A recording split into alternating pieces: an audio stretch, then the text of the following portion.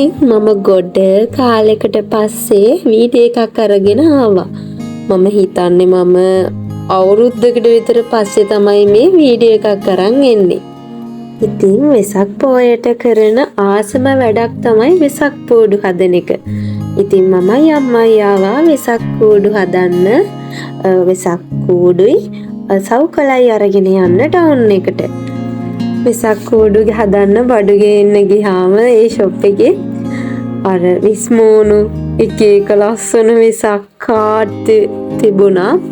අපි ඉස්සර වෙසක් කාඩ් ලියනවා. හොඳම එක යාළුවට ලස්සන වෙසක් කාඩ් එක ලියන්නේ හොඳම යාළුව ටික දෙනාට එහෙම කොච්චර ලස්සනයිද නේද ඒ කාලේ. ඒත් ඉතින් අද පරක්කු වෙලා තියෙන්නේ. ඒක නිසා වෙසක් කූඩුයි වෙසක් කූඩු අලවන්න සවුකලයි අරගෙන මායි අම්මයි මේ දැන් ගෙදර යන්න තමයි හදන්නේ.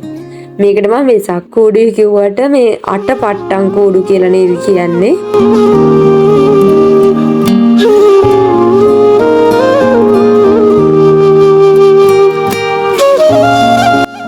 වෙසක් කූඩු හදන්න පාප් එක හදාගෙන ඇවිල්ලා තිබ්බ විතරයි.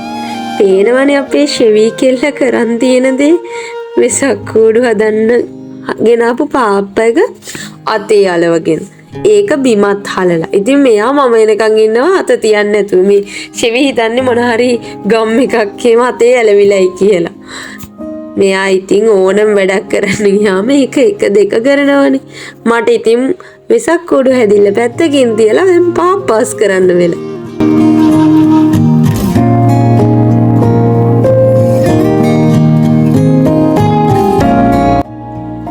මේක තමයි අපි අලවපු පළවෙනි වෙසක් කූඩුව.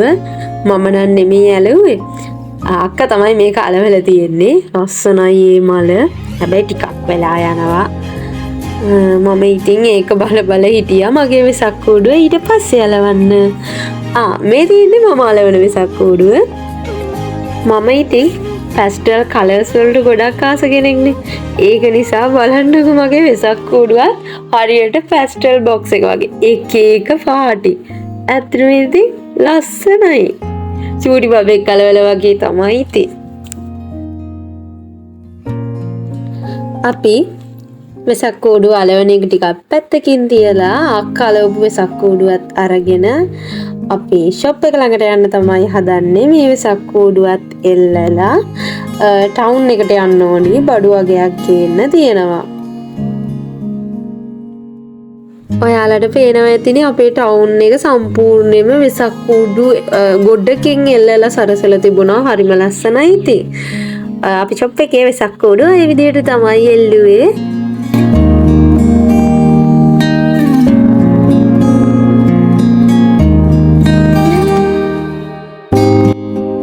අපි දැන් ආවා ටවුන් එකට අම්මට ස්ලිපර්ස් දෙකක් අරන් යන්න. ඊට පස්සේ තව වැඩ වගේකුත් තියෙනවා. ඒ ටිකත් කරගෙන ගෙදර යන්න තමයි හදන්නේ.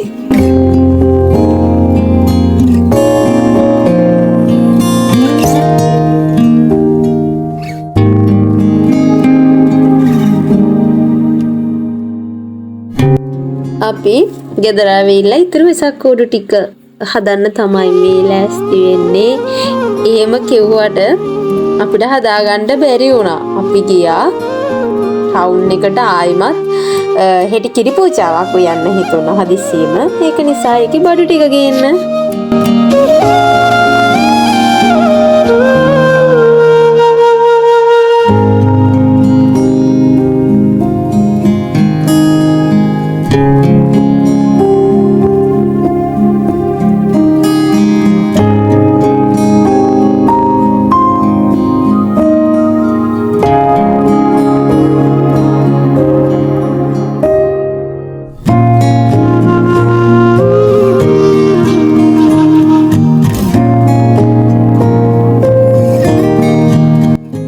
ඉතින් අපි බඩු ටිකත් අරගෙන ඇවිල්ලා ටිකක් රෙස්ට් එකේ ඉඳලා ආයිමත් ඉතින් ඔන්න වෙසක් කූඩු ටික තමයි අලවන්න මේ ලෑස්ති උනේ. කොහොම හරි හෙට උදේ වෙන්න කලින් වෙසක් කූඩු ටිකත් අලවන්න ඉපේ. ඒක නිසා අපි වෙසක් කූඩු ඇලවමු. වෙසක් කූඩු ටික අලවලා ඉවර වෙලා එළියට ඇවිල්ලා බලද්දි කඩපුල් ගහේ කඩපුල් මල් 4ක් පිපිලා උදේ මන් දැක්ක පොහොට්ටු මොටේත් අමතකුණා. අපි ආයිමත් ඒ මල් ටික කඩලා බුදුසාදුට පූජා කරා.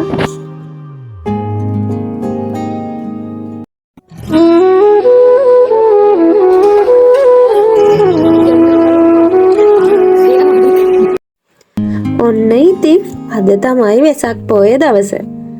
දැන් වෙලාව උදේ පාන්දර 3:00 විතර වෙලා ඇති. මං උදෙන්ම නැගිටලා වශයෙකුත් දාගෙන කිරි පූජාව හදන්න තමයි මේ බඩු ටික හැස්ති කරගන්නේ. එහෙනම් ඉතින් වෙසක් පොය දවසේ අද උදේ පාන්දරම බුදුසාදුට කිරි ආහාර පූජාව සකස් කරන්න ඔයාලත් යමු මාත් එක්ක.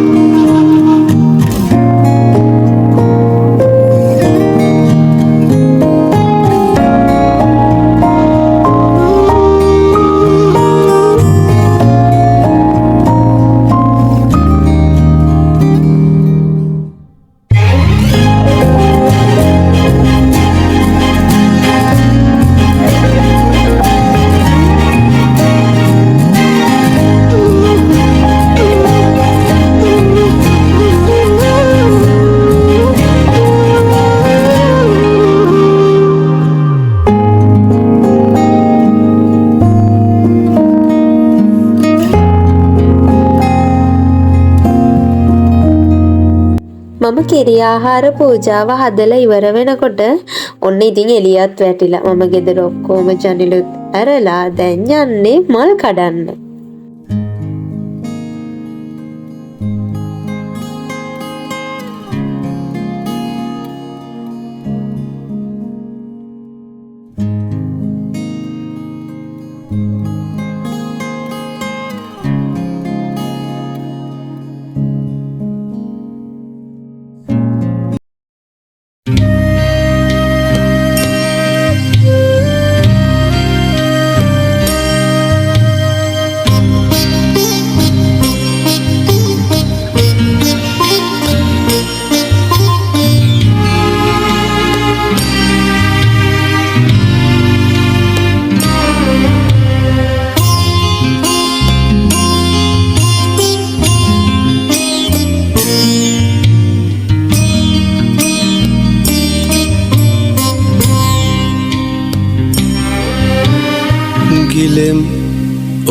ඉතින් අද වෙසක් පොය දවසනේ නිවාඩුවේ ගෙදරට වෙලා ඉඳලා දැන් යන්නේ රෑට බකට් පත්තු කරන්න බකට් ගේන්න.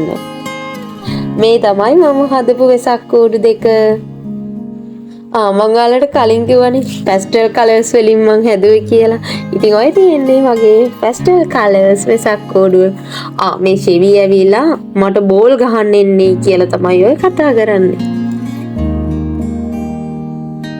ඉතින් බකට් ගේන්න යන අතරමඟදී අපිට දන්සල් ටිකකුත් හම්බුණා.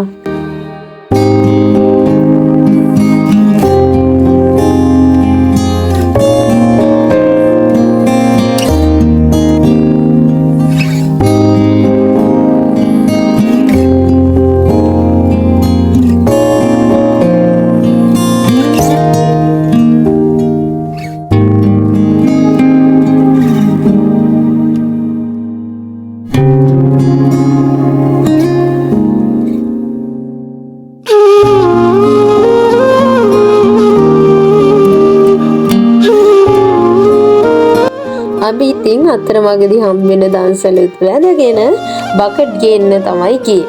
අපි බකටුත් අරගෙන ඇවිල්ලා ටිකක් රෙස්ට් එකේ ඉඳලා අපි දැන් මේ හදන්නේ බකට් එල්ලන්න.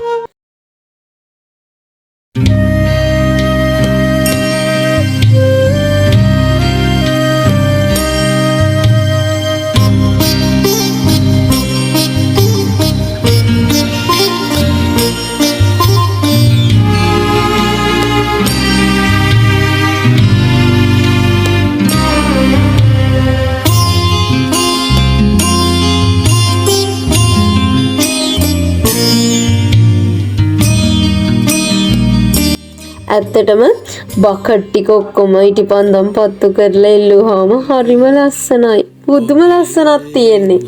ඉතින් අපේ බුදු සාදු කියලා තියෙන විදිහට මේ ලස්සන ටික වෙලාවයිනේ. ඔක්කොම බකට් ටික චුට්ට වෙලාවක් ලස්සනට පත්තු වෙලා ආලෝකය දීලා ආයේ ඔක්කොම ගිනි අරගෙන විනාශ වෙලා යනවා. ඉතින් සියලු දේ අනිත්‍යයි කියන්නේ එක අපිට පසක් කරන්න තමයි වෙසක් කූඩු බකට් වගේ දේවල් අපි වෙසක් පොයට එල්ලන්නේ. ඉතින් කොච්චර ලස්සනට තිබුණත් ඒ දේ ටික වෙලාවයි. ඉතින් අන්න ඔය විදිහට මමයි අම්මයි අක්කයි බකට් ටික එල්ලුවා. බලන්නකෝ අපේ බකට් ටික හරියට එල්ලනවද කියලා අපේ ෂේවි කෙල්ල වාඩි වෙලා බලන් ඉන්න. දැන් ඔන්න ඉතින් එයාට තේරුණා මං එයා ගැන කියනවයි කියලා අනික දුවගෙන ආවා. ඉතින් එහෙනම් අදට වෙසක් vlog එක මෙතනින් ඉවර කරනවා. අපි ආයි දවසක අලුත් vlog එකක් අරගෙන එන්නම්. බයි.